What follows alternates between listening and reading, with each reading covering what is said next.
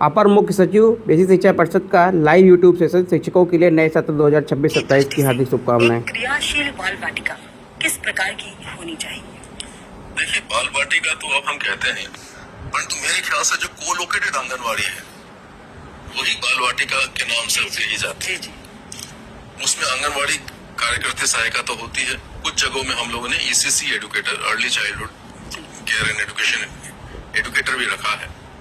परंतु हमें ये देखना पड़ेगा कि बाल वाटिका में जो 3 to 6 वाले बच्चे हैं वो कैसे स्कूलों की तरफ अट्रैक्टेड रहे और जिससे कि वो स्कूल में इजीली ट्रांजिट कर सके।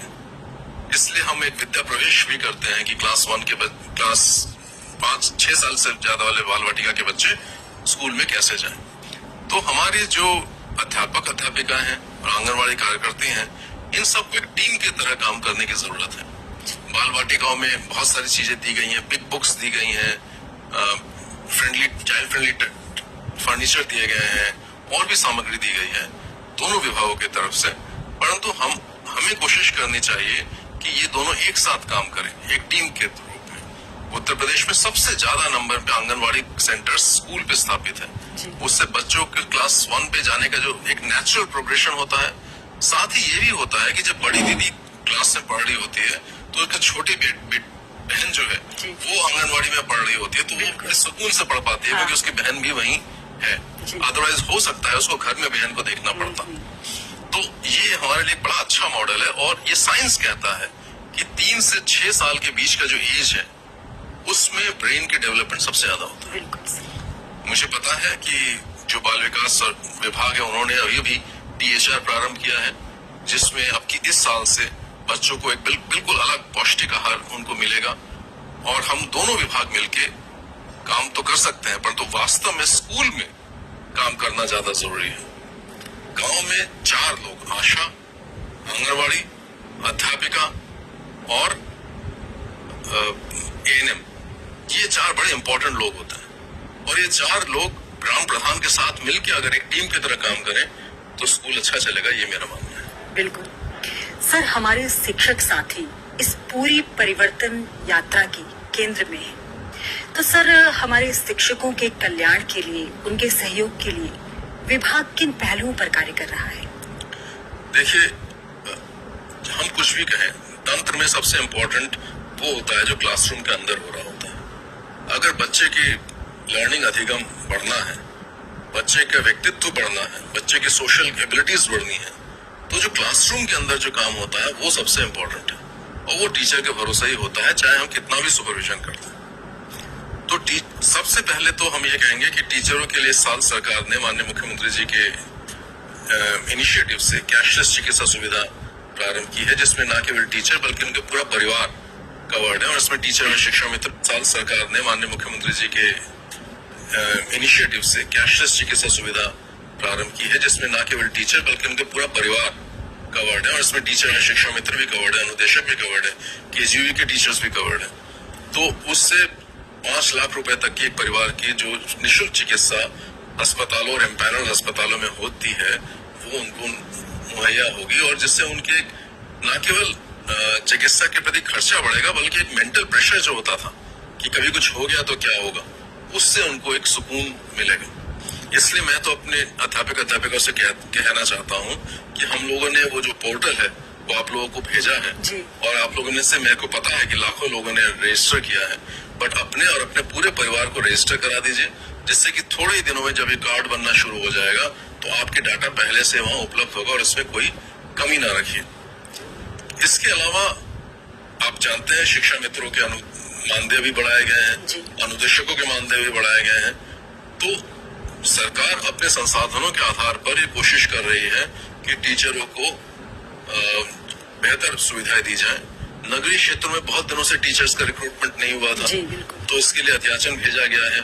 11,000 टीचर्स नगरीय क्षेत्र में भर्ती किए जाएंगे, 10,000 अनुदेशक नए भर्ती किए जाएंगे, तो जिससे कि बाकी टीचर पर उनका प्रेशर कम हो। पर तो हमें भी देखना होगा कि हम पढ़ाई करने जब शिक्षा में आए थे, शिक्षा जगत में, तो बच्चों के लिए आए थे, सिर्फ अपने परिवार के लिए नहीं आए थे।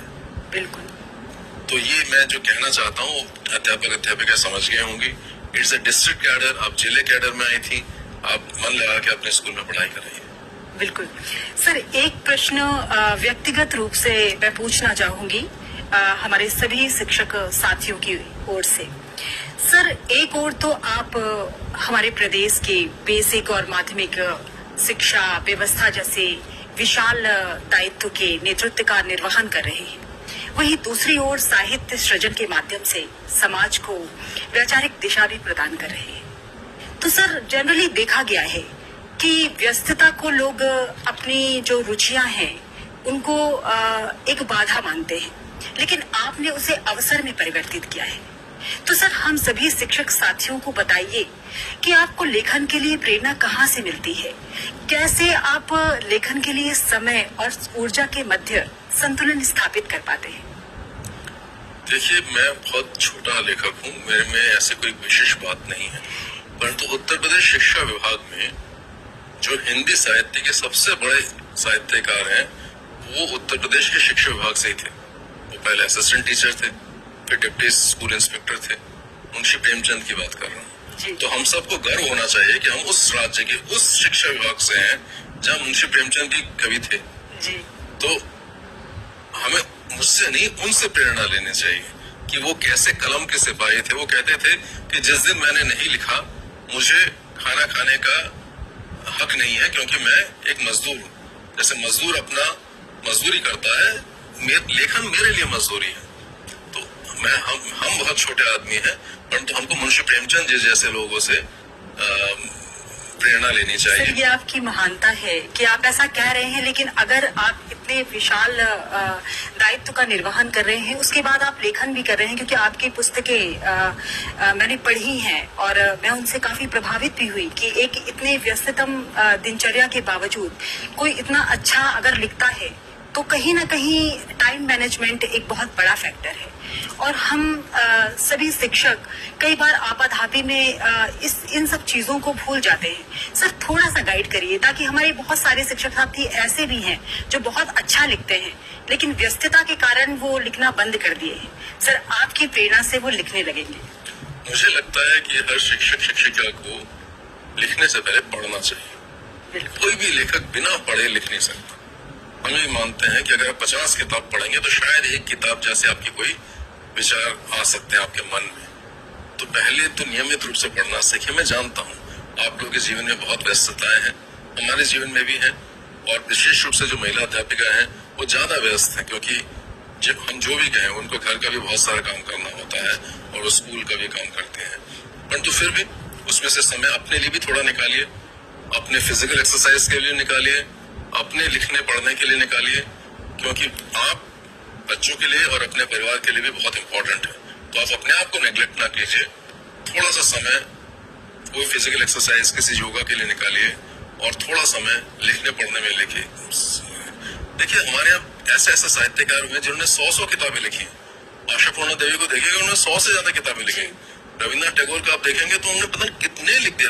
टैगोर एक साथ वो विश्व भारती यूनिवर्सिटी भी चला रहे थे, वो किताबें भी लिख रहे थे, वो रविंद्र संगीत भी दे रहे थे, वो चित्रण भी कर रहे थे।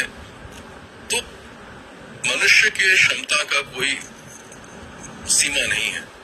हम अपने आप के दृष्टिकोण को अगर बदलें और सकारात्मकता बनाए रखें तो हम बेहतर कर सकते हैं। मैं ऐसे नहीं कह रहा हूँ कि मैं सब कुछ करता हूँ, परंतु मुझे ऐसा लगता है गुणी लोगों के जीवन को देख के कि ऐसा किया जा सकता है। जी सर, आज आपने अत्यंत सरल, प्रेरणादायी और दूरदर्शी विचारों से हम सभी शिक्षक साथियों का मार्गदर्शन किया और अपनी व्यस्ततम दिनचर्या से समय निकालकर इस मंच को हम लोगों के लिए गरिमामय बनाया। तो सर, इसके लिए मैं आपका बहुत बहुत तहे दिल से धन्यवाद करती हूँ कि, और ये आशा भी आपको विश्वास दिलाती हूँ इस आशा के साथ कि हम सभी शिक्षक मिलकर आपकी सीख, आपके बताए गए रास्ते, आपके अनुभवों से प्रेरणा लेकर अपने जिले के, अपने स्कूल के चीजों को बहुत बेहतर बनाएंगे, निपुण भारत के लक्ष्य को साकार करेंगे, प्रत्येक बच्चे को गुणवत्तापूर्ण शिक्षा देंगे और साथ ही नए सत्र का इन सब के साथ सफल संचालन भी करेंगे। सर, आपका यहाँ पर होना और शिक्षकों के साथ संवाद करना वास्तव में एक शिक्षक के लिए बहुत बड़ी बात है।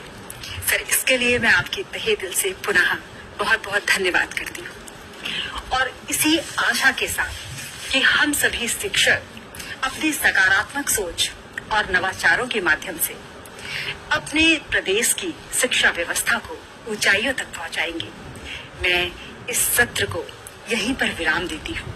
आप सभी का बहुत बहुत धन्यवाद। Thank you so much. धन्यवाद। और सारे शिक्षक शिक्षिकाओं, प्रधानाध्यापकों, शिक्षा मित्रों, अनुदेशकों, शिक्षा जगत से जुड़े हुए सभी लोगों को नए शैक्षिक सत्र की शुभकामनाएं। मुझे पूरी आशा है कि आपके मेहनत से, और आप बहुत मेहनती हैं, आपके मेहनत से बच्चों को वो ज्ञान मिल पाएगा जिसकी उनको जरूरत है। धन्यवाद। Thank you so much sir.